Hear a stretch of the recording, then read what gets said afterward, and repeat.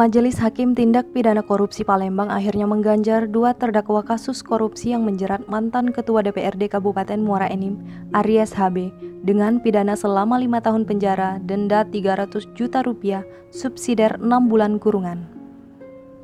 Untuk terdakwa lainnya, Majelis Hakim Tipikor Palembang Selasa 19 Januari 2021 sore yang dibacakan secara terpisah oleh Hakim Ketua Erma Suharti dihadirkan melalui video telekonferensi. Juga mengganjar mantan PLT Kepala Dinas PUPR Ramlan Suryadi dengan pidana penjara selama 4 tahun, denda 200 juta rupiah, subsidiar 6 bulan kurungan. Terdakwa terbukti secara sah melanggar pasal 12 huruf A Undang-Undang Nomor 31 Tahun 1999 tentang Pemberantasan Tindak Pidana Korupsi, sebagaimana dalam dakwaan pertama Jaksa Penuntut Umum Komisi Pemberantasan Korupsi Republik Indonesia.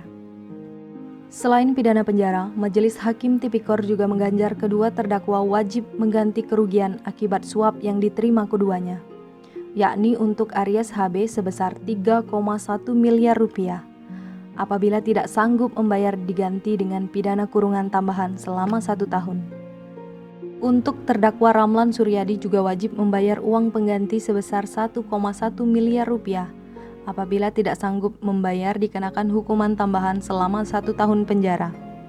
Setelah mendengarkan putusan yang dibacakan, kedua terdakwa melalui penasihat hukumnya masing-masing yaitu Darmadi Jufri dan Husni Chandra menyatakan pikir-pikir terhadap putusan tersebut. Adapun vonis yang dijatuhkan itu sedikit lebih ringan dan berbeda dari tuntutan Jaksa Penuntut Umum KPK RI dikomandoi Ricky BM. Pada persidangan beberapa waktu lalu yang menuntut keduanya dengan pidana penjara masing-masing selama 6 tahun untuk Aries HB dan 5 tahun untuk Ramlan Suryadi. Vonis tersebut, Majelis Hakim tidak menyebutkan hukuman tambahan kepada terdakwa, terutama untuk terdakwa Aries HB, yakni pencabutan hak politik untuk dipilih selama 5 tahun setelah menjalani masa hukuman yang berbeda dengan tuntutan Jaksa Penuntut Umum. Ditemui usai sidang, M. Husni Chandra, salah satu penasihat hukum terdakwa, mengatakan pikir-pikir dan akan berkoordinasi terlebih dahulu dengan para terdakwa yang saat ini ditahan di Rutan Pakjo Palembang. Sementara itu, penasihat hukum terdakwa Aries HB Darmadi Jufri mengaku masih pikir-pikir untuk mengajukan banding. Hanya saja pihaknya menghormati putusan majelis hakim.